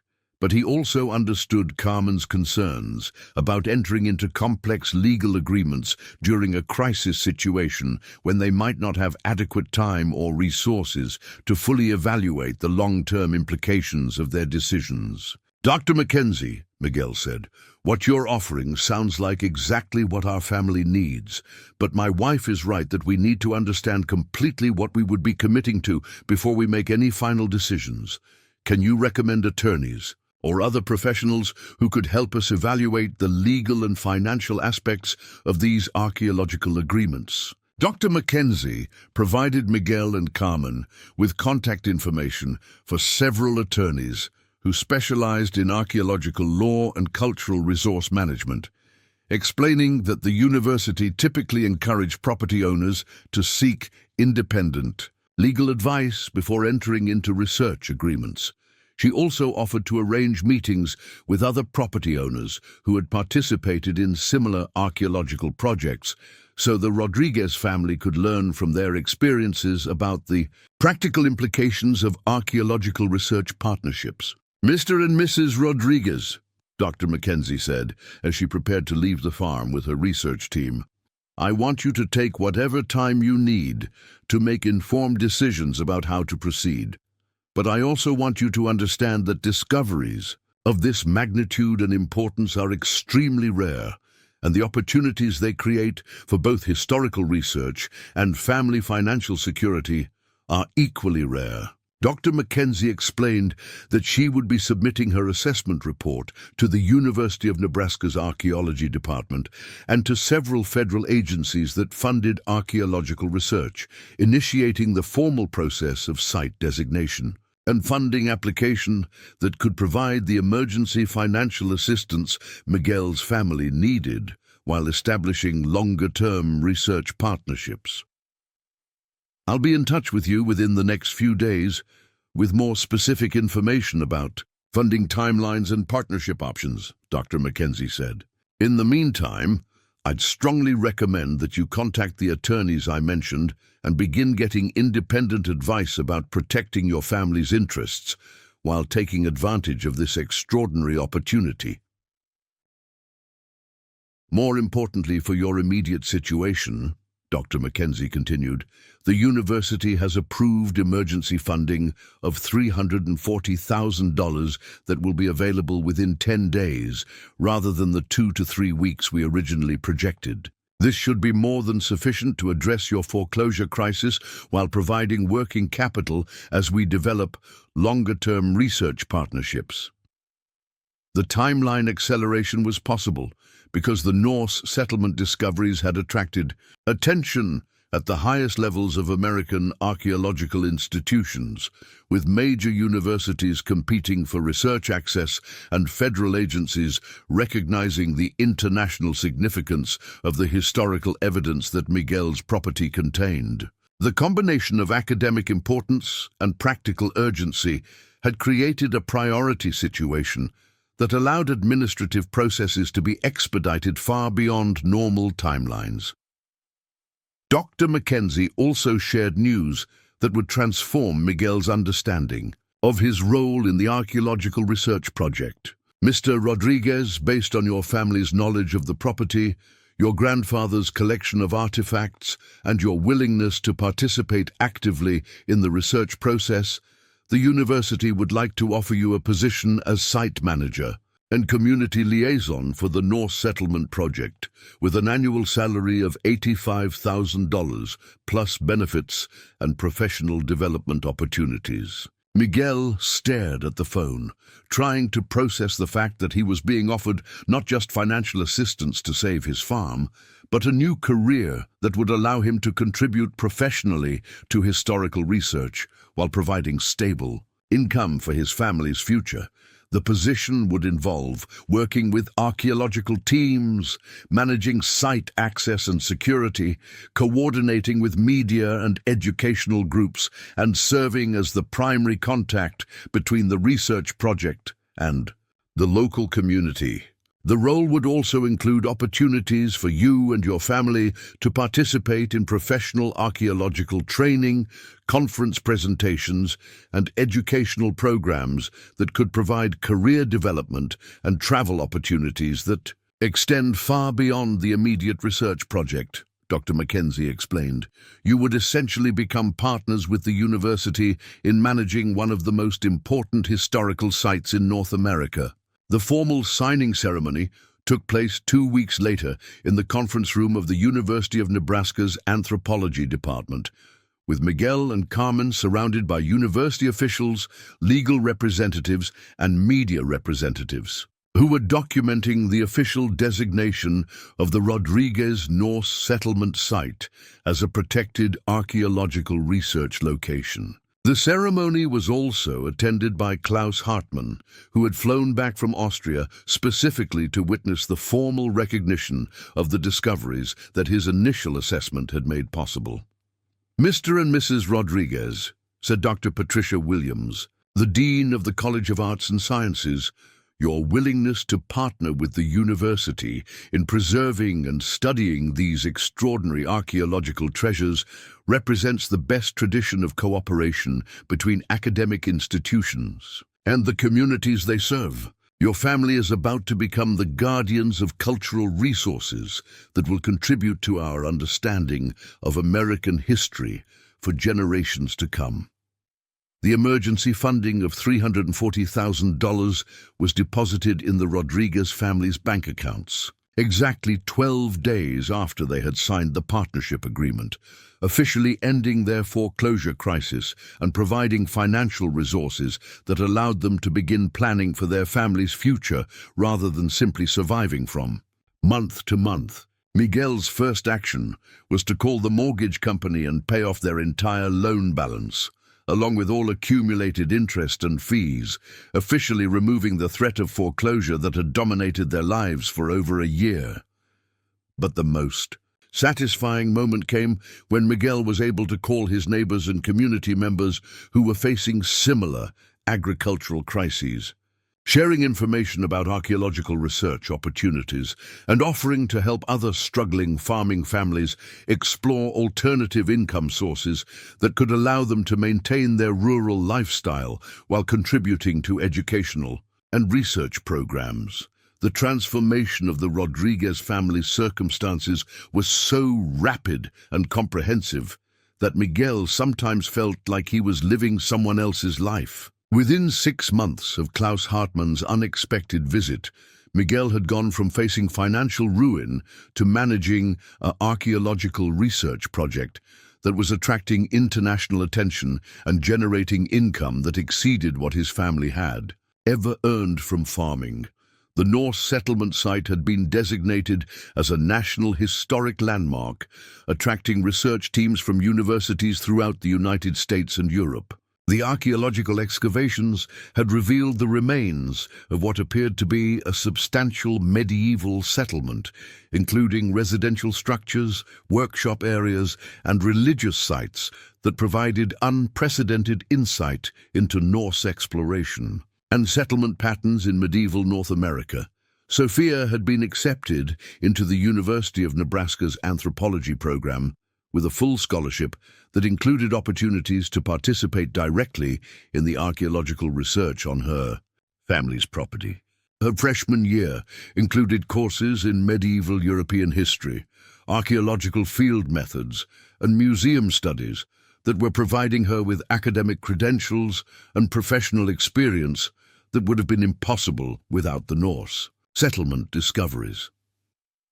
Isabella had become the youngest volunteer researcher in the project's history, spending her summers working with professional archaeologists and contributing to educational programs that brought school groups and international visitors to learn about the discoveries on her family's farm. Her participation in the research project had helped her overcome the anxiety symptoms that had developed during their family's financial crisis, replacing worry and uncertainty with excitement about contributing to important historical research. Carmen had returned to her preferred role as a full-time farm wife and mother, but with dramatically different responsibilities that included managing tourist visits, coordinating with media representatives, and participating in educational conferences, where she shared the family's story about transitioning from agricultural crisis to archaeological partnership. Her presentations had become popular features at rural development conferences throughout the Midwest, inspiring other farming families to explore alternative income sources and community partnerships. The economic impact of the Norse settlement site extended far beyond the Rodriguez family to benefit the entire rural community that had been struggling with agricultural decline and population loss. The archaeological research project had created employment opportunities for local residents as site guides, security personnel, and maintenance workers. The influx of researchers, students, and tourists had generated increased business for local restaurants, hotels, and service providers throughout Platte County. The local high school had developed a specialized curriculum in archaeology and historical research, attracting students from surrounding counties and providing educational opportunities that were helping to reverse the population decline that had threatened the viability of rural schools throughout the region. The program had also attracted federal funding for rural education initiatives and had become a model for other communities seeking to develop unique educational programs that could strengthen rural institutions. Klaus Hartmann had become a regular presence at the Rodriguez farm, spending several months each year supervising excavations and training American students in medieval European archaeological techniques. His collaborative research with Dr. Mackenzie and other American archaeologists had produced academic publications that were reshaping scholarly understanding of Norse exploration and the extent of medieval European contact with North America.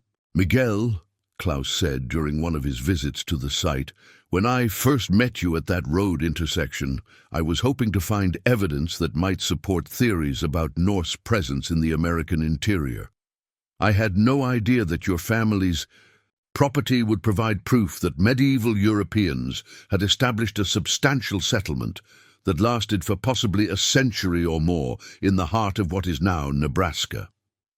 The discoveries had also attracted attention from Native American tribal representatives who were collaborating with the archaeological team to understand the interactions between Norse settlers and indigenous populations during the medieval period. The research was revealing evidence of cultural exchange, trade relationships, and collaborative activities that provided new insights into the complexity of cross-cultural contact centuries before the traditionally recognized period of European colonization. Dr. Mackenzie had used the Rodriguez site as the foundation for a major research program that was attracting federal funding for related archaeological projects throughout the Great Plains region. Her work had earned national recognition and had established the University of Nebraska as a leading center for research into pre-Columbian European contact with North America. The Rodriguez Norse settlement site has become the cornerstone of an entirely new field of archaeological research, Dr. Mackenzie explained during a presentation to the National Geographic Society. "The evidence we've uncovered is forcing us to completely reconsider our understanding of medieval European exploration and the scope of cultural interactions between European and indigenous American populations." 5 years after Klaus Hartmann had first stumbled onto Miguel's property seeking directions, the Rodriguez family was featured in a National Geographic documentary that showcased their transformation from struggling farmers to guardians of one of America's most important archaeological sites. The documentary, titled "Hidden History: The Nebraska Vikings," was broadcast internationally and became one of the most watched historical programs in National Geographic's history. 5 years ago, Miguel said during his interview for the documentary, he was a failing farmer who thought he was about to lose everything his family had worked to build for 3 generations. Today, I understand that our family wasn't losing our agricultural legacy. We were discovering a different kind of legacy that connects our Nebraska farm to the broader story of human exploration and cultural exchange that shaped American history. The Rodriguez family had established the Norse Heritage Educational Foundation with initial funding of $500,000, focusing on supporting rural communities that were exploring alternative economic development strategies based on historical research, cultural tourism, and educational programming. The foundation had provided grants to 12 communities throughout the Midwest, helping them develop archaeological research programs, historical preservation projects, and educational initiatives that strengthened rural institutions while contributing to historical knowledge. Carmen had become a nationally recognized advocate for rural economic development, testifying before Congress about policies that could help farming communities transition to alternative income sources while maintaining their agricultural heritage and community values. Her book, From Crisis to Discovery: How Archaeological Research Saved Our Family Farm, had become required reading in rural sociology courses and community development programs throughout the United States. Sophia had completed her master's degree in anthropology and was beginning doctoral studies focused on medieval European settlement patterns in North America, using her family's property as the primary research site for her dissertation. Her academic work was contributing to scholarly understanding of Norse exploration, while providing career opportunities that would have been impossible without the archaeological discoveries that had transformed her family's circumstances. Isabella, now a senior in high school, had been accepted to multiple universities with full scholarships for programs in archaeology, history, and museum studies. Her volunteer work at the Norse settlement site had provided her with professional experience and academic credentials that made her a highly competitive candidate for the most prestigious undergraduate programs in the United States.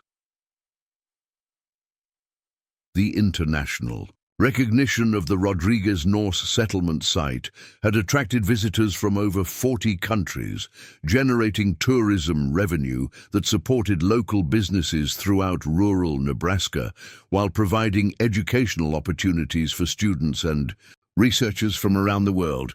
The site had become a model for community-based archaeological research that demonstrated how historical discoveries could benefit both academic research and local economic development. 10 years after Miguel had offered directions to a lost tourist, he stood before the United Nations Educational, Scientific and Cultural Organization, UNESCO, in Paris, addressing delegates from 195 countries about the importance of protecting archaeological sites while supporting the communities that serve as their guardians. 10 years ago, Miguel began his address to the International Assembly, I was a desperate farmer facing foreclosure on land that my family had worked for 3 generations. Today, I speak to you as proof that the most important discoveries often come from the simplest acts of human kindness, and that the most valuable treasures are often hidden beneath the surface of our everyday lives, waiting for the right circumstances and the right people to reveal their significance to the world. The audience of international cultural preservation experts, government officials, and community development specialists listened intently as Miguel described how a chance encounter with a lost archaeologist had led to discoveries that were rewriting American history while providing sustainable economic opportunities for rural communities throughout the American Midwest. The lesson I want to share with you, Miguel continued, is that the solutions to our greatest challenges, whether they involve economic development, cultural preservation, or community sustainability, are often waiting to be discovered by ordinary people who are willing to help strangers in need, to ask questions about assumptions they've never examined, and to take risks on possibilities that seem too extraordinary to be true. Miguel's presentation was followed by the formal designation of the Rodriguez Norse settlement site as a UNESCO World Heritage Site, recognizing its international significance for understanding medieval European exploration and its value as a model for community-based archaeological research and cultural preservation. The standing ovation that followed Miguel's remarks lasted for over 4 minutes. But what moved Miguel most deeply were the conversations that followed the formal session. Delegates from dozens of countries approached him with stories of communities that were facing economic challenges similar to what his family had experienced, and seeking advice about how archaeological research and cultural preservation could provide sustainable alternatives to economic activities that were no longer viable. As Miguel returned to Nebraska, carrying UNESCO recognition for the archaeological site that had saved his family and transformed his community, he reflected on the extraordinary journey that had begun when he had noticed a lost stranger examining maps at a rural road intersection on a warm April afternoon. The drought that had threatened to destroy his family's agricultural legacy had instead revealed a different kind of legacy, one based on historical preservation rather than crop production, on international cooperation rather than individual survival, on cultural stewardship rather than economic exploitation of natural resources. Miguel Rodriguez had learned that sometimes the most worthless-looking circumstances contain the seeds of the most valuable transformations, and that the most important discoveries are made not by people seeking treasure, but by people seeking to help others who need basic human kindness and assistance. The Rodriguez family's journey from the brink of foreclosure to international recognition for historical preservation had proven that American dreams could still come true, but that the most fulfilling dreams were those that created opportunities for others to discover and pursue their own dreams of security, education, and contribution to the common good. Today, the Rodriguez Norse settlement site continues to attract researchers, students, and visitors from around the world, serving as both an important source of historical knowledge and a demonstration of how individual acts of kindness can unlock opportunities that transform not just individual lives, but entire communities and our understanding of human history itself. The stones that Miguel's grandfather had dismissed as farming obstacles had become windows into a 1,000-year-old story of human exploration, cultural exchange, and the enduring connections that link communities across continents and centuries. Miguel's simple offer of directions to a lost traveler had revealed that the most overlooked resources can be the most precious gifts, and that sometimes salvation comes disguised as another person's need for help.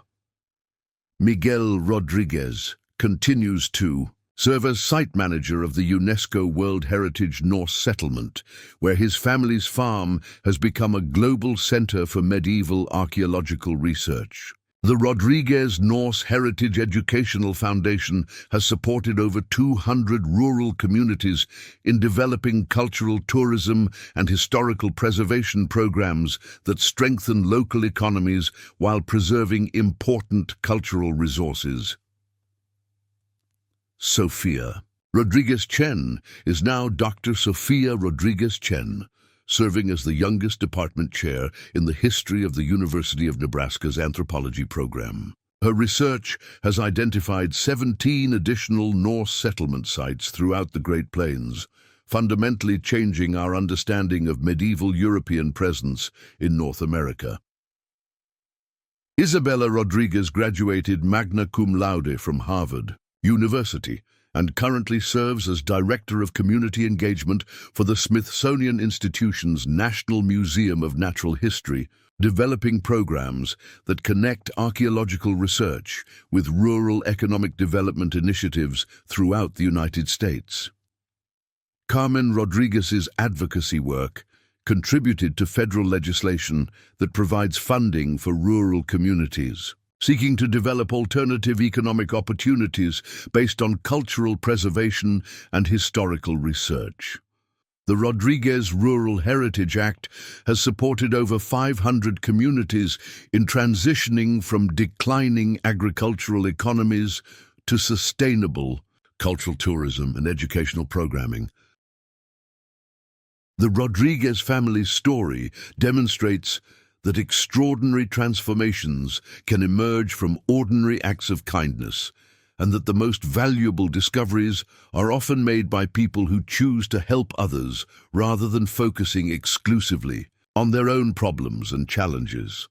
Their legacy proves that individual success becomes truly meaningful only when it serves purposes larger than personal benefit, and that the most important treasures are often hidden beneath the surface of our everyday lives, waiting for the right combination of human kindness, scientific curiosity, and collaborative action to reveal their potential for transforming our understanding of history, community, and our responsibilities to each other. Up next, you've got 2 more standout stories right on your screen. If this one hit the mark, you won't want to pass these up. Just click and check them out. And don't forget to subscribe and turn on the notification bell so you don't miss any upload from us.